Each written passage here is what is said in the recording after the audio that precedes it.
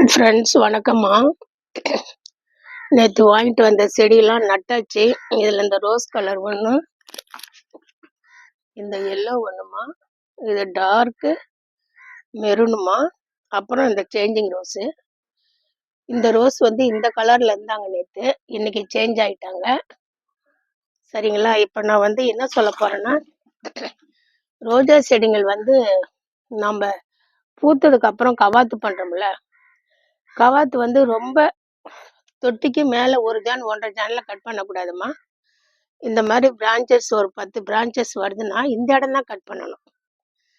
நாம் இங்கே தான் கட் பண்ணணும். அப்போ தான் வந்து பிரிஞ்சு சீக்கிரம் வருவாங்க. நம்ம இப்படி கீழே வெட்டிட்டோம்னா அவங்க இந்த திக்கான இதுக்கு ஸ்டெம்முக்கு சத்து போய் அதுலேருந்து வர்றதுக்கு நமக்கு அடுத்த பலனுக்கு லேட் ஆகும்.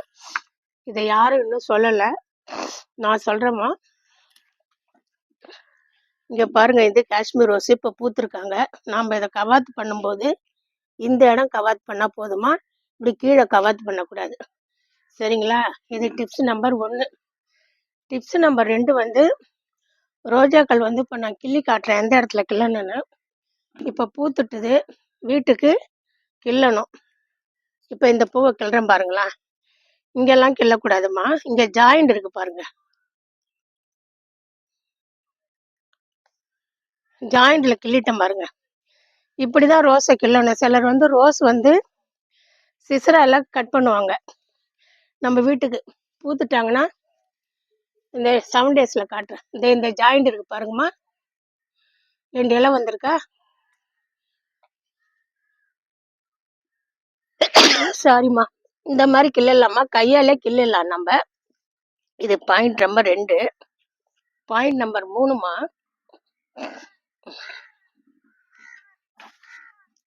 இதுல வச்சிட, அப்புறம் எடுத்துறேன்.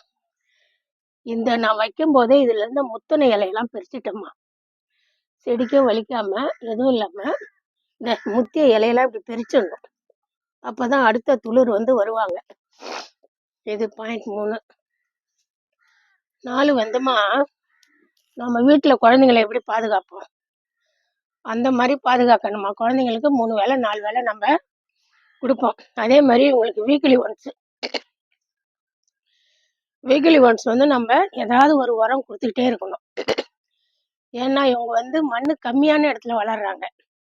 அப்போ நம்ம கொடுக்குற முட்டைத்தோல், புண்ணாக்கு தண்ணி, மல்லாட்டத்தோல், காய்கறி வேஸ்டேஜு, மீன் அமிலம், வெஜ்ஜு மீன் அமிலம்னு வாழைப்பழத்தில் செய்வாங்க, அது இதெல்லாம் வந்து நான் வைக்கும்போதே இவங்க ஒன்று உடஞ்சிட்டாங்கம்மா. பரவாயில்ல, இதில் கொஞ்சம் உயிர் இருக்கட்டும், நம்ம பூத்ததுக்கு அப்புறம் எடுத்துக்கலாம். இந்த மாதிரி இடையில கொடுத்து தான் நம்ம ரோஜா செடி வந்து பராமரிக்கணும். இது இந்த கலர் நல்லா இருக்குன்னு வாங்கணுமா. ரோஸை பொறுத்த அப்படியே கார்டனில் அப்படியே நீட்டாக வச்சிட்டேன் பாருங்க. ஒரு 10-12 செடிமா. எப்படி வச்சிருக்கேன்னா ஒரு கலை உணர்வோட வச்சிருக்கிறேம்மா.